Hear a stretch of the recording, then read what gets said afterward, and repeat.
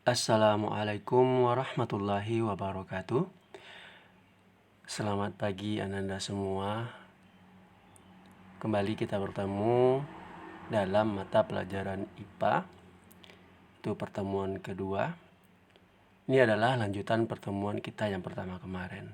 Pada pertemuan kedua ini, kita akan membahas tentang perkembangbiakan hewan. Perkembangbiakan hewan dibedakan menjadi dua. Yang pertama, perkembangbiakan hewan secara generatif, dan yang kedua, perkembangbiakan hewan secara vegetatif. Perkembangbiakan hewan secara generatif itu artinya perkembangbiakan yang melibatkan induk jantan dan induk betina. Terjadi dengan adanya peleburan sel kelamin jantan dan sel kelamin betina. Sedangkan perkembangbiakan hewan secara vegetatif artinya adalah perkembangbiakan yang hanya melibatkan satu induk saja. Perkembangbiakan hewan secara generatif ini ada 3 cara. Yang pertama, bertelur atau ovipar. Yang kedua, melahirkan atau vivipar. Dan yang ketiga, bertelur dan melahirkan atau ovovivipar. Seperti yang Anda lihat pada masing-masing gambarnya, bertelur ada ayam yang sedang bertelur. Kemudian contoh untuk hewan yang melahirkan ada kucing. Kemudian contoh untuk hewan yang bertelur sekaligus melahirkan ada beberapa contoh hewannya di sini, platypus, ikan pari, kemudian ikan hiu, ada kuda laut, kemudian ada bunglon, kadal.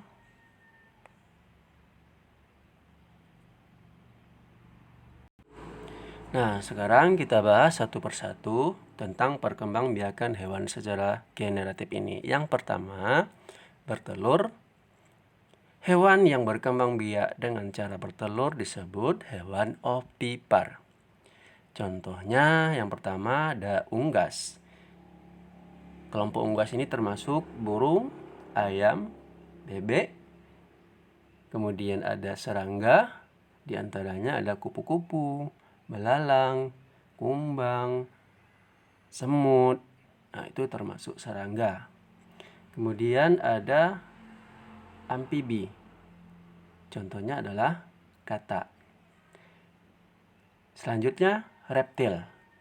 Contoh ada ular, ada kadal, buaya, cicak, dan contoh-contoh reptil yang lainnya. Kemudian selain itu ada ikan, kura-kura, dan lain-lain. Seperti yang Anda lihat pada gambar beberapa contoh hewan yang berkembang biak secara ovipar. Kemudian dijelaskan di sini bahwa embrio hewan ovipar dilindungi oleh cangkang telur. Jadi, sebelum menetas, embrionya atau anak hewan ovipar ini dilindungi oleh cangkang telur seperti yang Anda lihat pada gambar. Contohnya telur ayam. Kemudian yang kedua adalah melahirkan atau vivipar. Hewan yang berkembang biak dengan cara melahirkan disebut hewan vivipar. Contohnya yaitu hewan mamalia. Hewan-hewan mamalia ini beberapa contoh yang Bapak sebutkan di sini adalah kucing, kambing, harimau, kera, kelinci, sapi, gajah, paus, lumba-lumba, kelelawar, dan lain-lain. Masih banyak lagi contoh hewan-hewan mamalia yang lain. Nah, coba Anda lihat gambarnya adalah gambar hewan mamalia kambing yang sedang menyusui anaknya. Nah, ciri khas hewan mamalia yang pertama, ya, melahirkan. Memiliki kelenjar susu, artinya bahwa dia menyusui anaknya. Kemudian bernapas dengan alat pernapasan paru-paru dan memiliki daun telinga. Kemudian yang ketiga yaitu bertelur dan melahirkan. Hewan yang berkembang biak dengan cara bertelur dan melahirkan ini disebut hewan ovovivipar. Itu dia berkembang biak dengan cara bertelur sekaligus melahirkan. Contoh hewan ovovivipar ini yaitu ada ular boa, ikan hiu macan, dan beberapa jenis kadal, ada juga kuda laut. Namun tidak semua ular berkembang biak dengan cara ovovivipar. Ada sebagian ular yang berkembang biak dengan cara ovipar atau bertelur. Nah, embrio hewan ovovipar ini dibungkus dengan cangkang telur dan telur tersebut tetap bertahan di dalam tubuh induknya hingga menetas. Kemudian, embrio hewan ovovivipar tumbuh dan berkembang dalam telur yang berada di dalam tubuh induknya.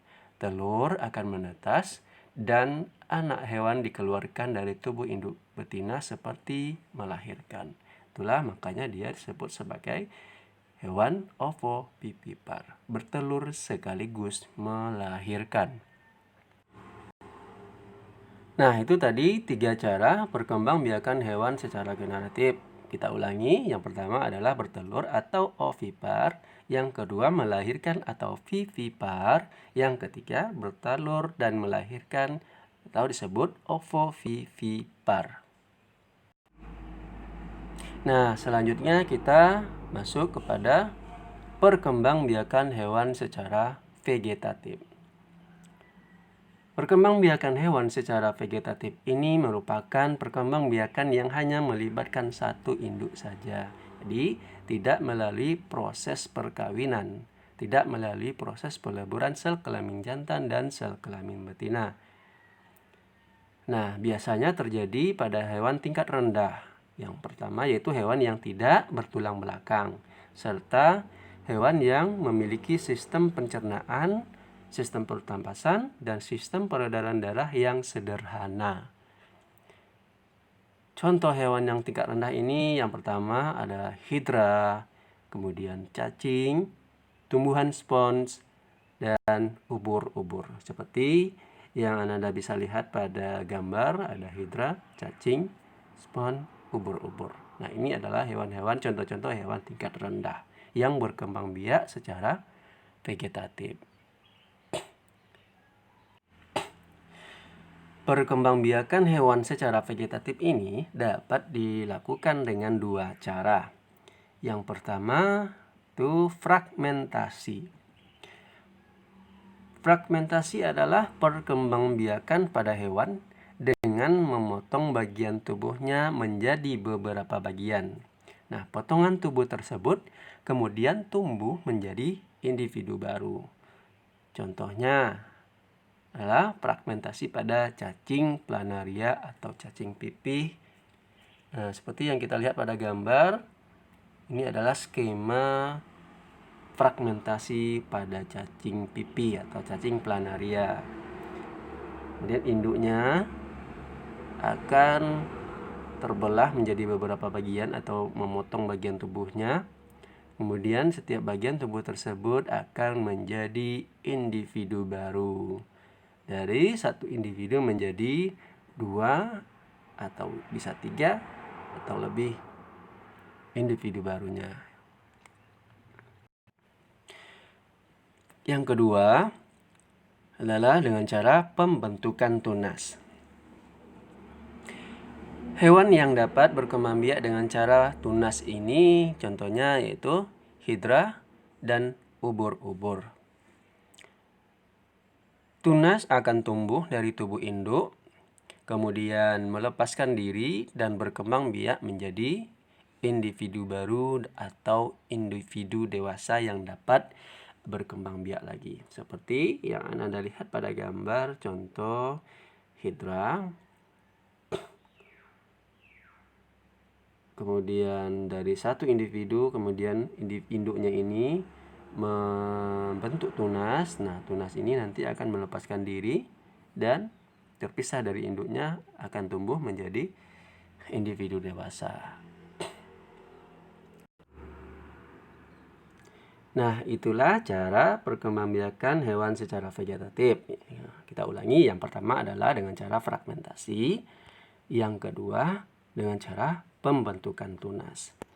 Nah, semoga Ananda dapat memahami materi ini dengan baik, diberi kemudahan supaya Ananda mudah untuk memahaminya apa yang telah tadi Bapak jelaskan. Kemudian sekian pertemuan kita pada kali ini. Mudah-mudahan kita masih diberikan kesempatan untuk pada pertemuan berikutnya. Wassalamualaikum warahmatullahi wabarakatuh.